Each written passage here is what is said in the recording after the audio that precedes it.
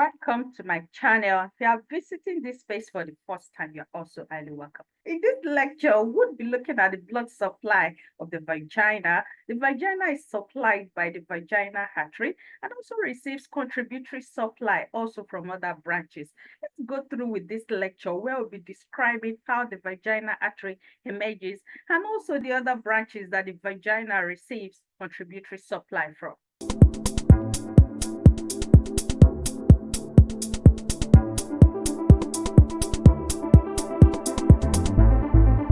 The vagina is chiefly supplied by the vagina artery, just the corresponding named artery. And this artery is an emergence from the anterior trunk of the internal iliac artery. Let's try and describe how this artery emerges. So let's say this is the common iliac artery. We know that the common iliac artery finally would terminate to become the internal iliac artery and the external iliac artery. So this is where we have the external iliac artery here, and this is where we have the internal iliac artery, highlighted in red. This internal iliac artery will then further subdivide into anterior and posterior trunks.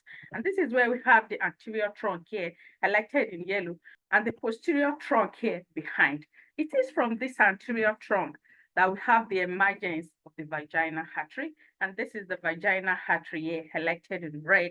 We see that the vagina also receives contributory supply from other branches, and one of these branches is the uterine artery. This is where we have the uterine artery here, highlighted in dotted green.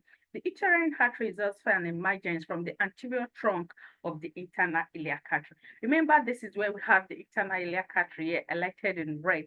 That from the internal iliac artery, we have an emergence of both the anterior and the posterior trunks. So it is from the anterior trunk also that we have the emergence of the uterine artery.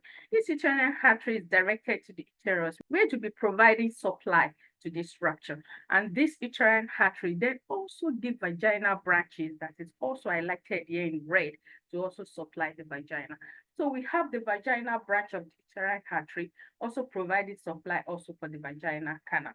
Then another branch that we have is from the internal pudendal artery. The internal pudendal artery is also a branch from the anterior trunk of the internal iliac artery. This is where we have the emergence of the internal pudendal artery. This also gives off a vaginal branch, also supply the vaginal canal. It may occasionally receive branches from the middle rectal artery.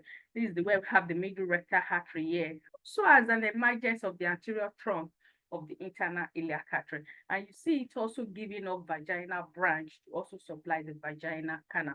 Now let's quickly look at the venous drainage of the vagina. The venous drainage of the vagina is through the vaginal plexus. And using this image by the side, this is where we have the collection here, highlighted in blue.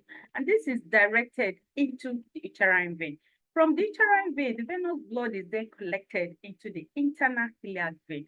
The venous drainage of the vaginal canal can also be collected into the internal pudendal vein. This is where we have the internal pudendal vein here, highlighted at this point. This internal pudendal vein is also finally drained into the internal iliac vein. And we know that from the internal iliac vein, we have the common iliac vein.